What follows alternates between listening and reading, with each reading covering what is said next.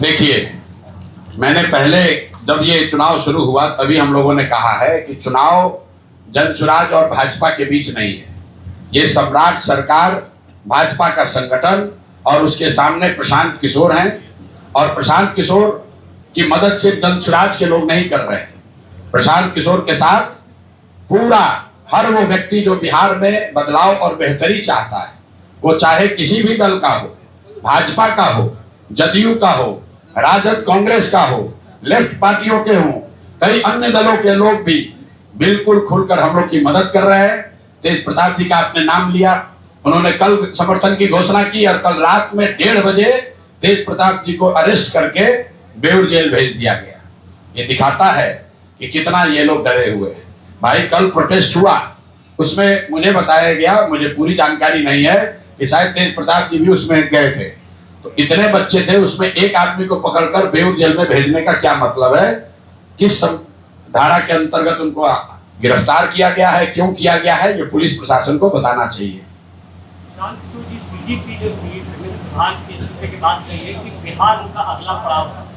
किसका? बिल्कुल स्वागत है। हर वो व्यक्ति जो इस सरकार के अलोकतांत्रिक व्यवहार को, उनके कामकाज पर को चुनौती देना चाहता है, हम लोग उसके साथ हैं। मैंने पहले भी कहा है, आपको भी बता दे रहा हूं, सोनम वांगचुक मेरे व्यक्तिगत मित्र हैं। जब उनको लद्दाख में आंदोलन के लिए पकड़कर, आप में से कुछ लोग ही जानते होंगे, उनको महीनों सरकार ने जोधपुर जेल में रखा है। तो मैं आज से उनको नहीं जानता हूं, बहुत बड़े शिक्षाविद हैं, एनवायरमेंटलिस्ट हैं और हम लोग के मित्र हैं। उन्होंने भी जाकर सीजेपी के प्लेटफॉर्म पर अपना योगदान दिया। ये पार्टी की बात नहीं है, और ये कल लोगों ने देखा है कि लोग खड़े हो जाए, जनता खड़ी हो जाए, तो बड़े से बड़े सत्ता में बैठे हुए लोगों को झुकना पड़ेगा। अगर सीजेपी के लोग यहाँ आते हैं, छात्रों के साथ उनके मुद्दों से जुड़कर काम करते हैं, तो उसका हम लोग स्वागत करते हैं। ये शुरुआत है अकाउंटेबिलिटी का। Accountability that is being enforced under the pressure of people. लोगों के दबाव में जवाबदेही तय होनी शुरू हुई है। मैं हमेशा कहता हूं कि इस देश में विपक्षी पार्टी कमजोर हो सकती है, विपक्ष कमजोर नहीं हो सकता है। और जो आप और हम दिल्ली में देख रहे हैं, वो प्रोटेस्ट किसी एक सोनम वांगचुक का नहीं था। वो प्रोटेस्ट में आए हुए हजारों लोग सीजेपी का झंडा लेकर नहीं आए थे। वो सामान्य वो युवा थे जो रोज रोज हो रहे पेपर लीक से, अनएम्प्लॉयमेंट से, ध्वस्त शिक्षा व्यवस्था से परेशान थे। वो किसी एक नेता के पीछे नहीं आए थे, वो अपने और अपने साथियों के लिए, बेहतर भविष्य के लिए वो आए थे वहां पर। और उसका परिणाम देखिए कि इतनी बड़ा, अपने को दुनिया का सबसे बड़ा दल बताने वाली भाजपा 3 दिन के अंदर सारी हेकड़ी हवा हो गई।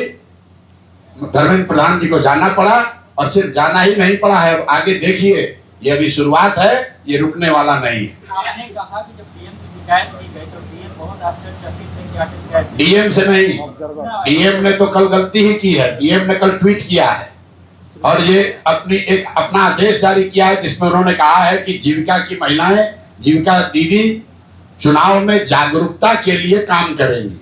उसके खिलाफ कल हम लोगों ने इलेक्शन ऑब्जर्वर को जब ये नोटिस दिया, तो वो मुझे जो साथियों ने बताया कि वो आश्चर्यचकित थे। तो अगर आश्चर्यचकित थे तो हम लोग की ये उम्मीद है कि आज इलेक्शन कमीशन उस पर, उनके जो ऑब्जर्वर्स हैं, इलेक्शन कमीशन है, उसका संज्ञान लेगा और उस पर कार्रवाई करेगा। अगर कार्रवाई कल तक नहीं हुई तो कल हम लोग इलेक्शन कमीशन में जाकर, उनके गेट पर जाके कल धरने पर मैं खुद बैठूंगा, मैं अपने साथियों के साथ। धर्मेंद्र प्रधान को कल हटाया गया, क्या आप मान उन्हीं की तरह दूसरा संधि को कल ले दिया है लोग?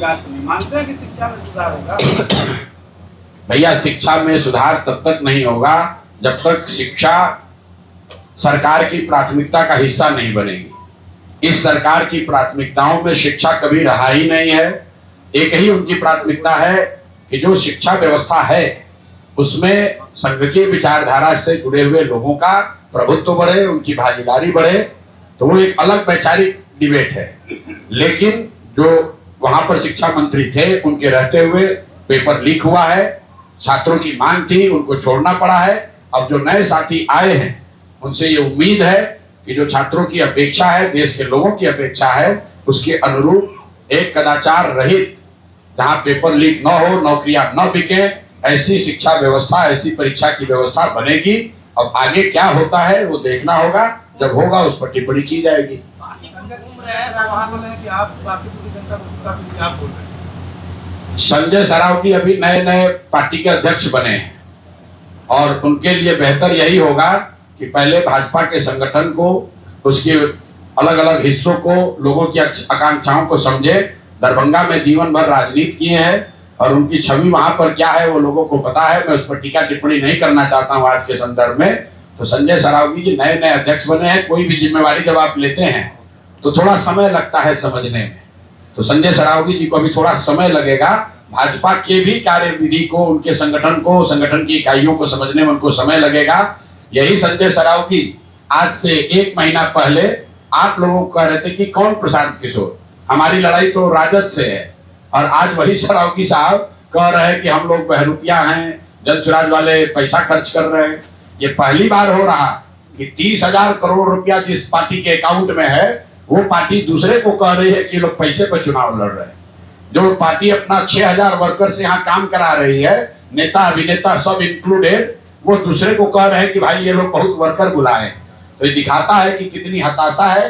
ये भी दिखाता है ये लोग भौकाल बांध कर चुनाव लड़ते हैं, जमीन पर कुछ नहीं है। जमीन पर अगर कोई खड़ा हो गया तो इनके हाथ पांव फूल रहे हैं। चूंकि कोई लड़ता नहीं है, लालू जी का डर दिखाकर ये लोग बांकीपुर जीत जाते हैं, तो इनको लगता है कि पूरी जनता इन्हीं के पास है। ये हमारा सब्जेक्टिव एनालिसिस नहीं है। आप आंकड़ों को देख लीजिए। बांकीपुर में 40-41% वोट पड़ता है। उस वोट का अगर 60% भाजपा को मिलता है तो इसका मतलब है कि बांकीपुर के 24 से 25% मतदाता भाजपा को वोट देते हैं। 75% मतदाता या तो भाजपा को वोट नहीं दे रहे हैं या उनके खिलाफ में वोट दे रहे हैं। लेकिन उनकी एक खुशफहमी थी अभी तक कि हमारा किला है। अब जब वो किला दरक रहा है, ढह रहा है, तो घबराहट में हर तरह का प्रपंच कर रहे हैं। लेकिन मैं आज फिर कह रहा हूं कि पार्टी के तौर पर जो करना है कर लो भाई, जिसको बुलाना है बुला लो। अभी दूसरे कोई नेता बाकी हैं उनको भी बुला लीजिए। सरकारी तंत्र का इस्तेमाल मत करो। और सरकारी तंत्र का भी इस्तेमाल महिलाओं को डराने के लिए सरकारी योजना के नाम पर, कभी कहते हो 2 लाख रुपए देंगे। अगर मतदाता जागरूकता अभियान एक चुनाव आयोग चला रहा है तो उसका एक जागरूकता का पॉइंट होना चाहिए कि कोई भी मतदाता वोट न बेचे, डर कर कोई वोट न दे। चुनाव एडमिनिस्ट्रेशन तो इसका उल्टा करा रहा है। एडमिनिस्ट्रेशन कह रहा है कि आप पैसा लेकर वोट दीजिए। एडमिनिस्ट्रेशन ये कह रहा है कि आप डर कर वोट दीजिए। एडमिनिस्ट्रेशन ये कह रहा है कि अगर आप सत्तारूढ़ पार्टी को वोट नहीं देंगे तो आप का सब सुविधा रोक दिया जाएगा। आपको बाहरी बता रहे हैं। अब बेचारे कभी कभी आते हैं, उन पर ज्यादा टीका टिप्पणी करना ठीक नहीं है। SIS चलाते हैं और बड़े बिजनेसमैन हैं। पिताजी राज्यसभा में MP रहे हैं, तो पटना घूमते फिरते बाबूजी के घर में कभी आते हैं। और कभी कभी मेरे पुराने मित्र भी हैं, अच्छे आदमी हैं, पढ़े लिखे व्यक्ति हैं, लेकिन पार्टी का दबाव भी तो है। नीचे नीचे वो भी यही कह रहे हैं कि प्रशांत किशोर को जिताओ। आप ऋतुराज सिन्हा के जितने मित्र दोस्त काडर लोग हैं, अब आपने बात छेड़ दी है। तो ऋतुराज सिन्हा जी बेचारे यहाँ पर MP के टिकट के दावेदार थे। भाजपा के जितने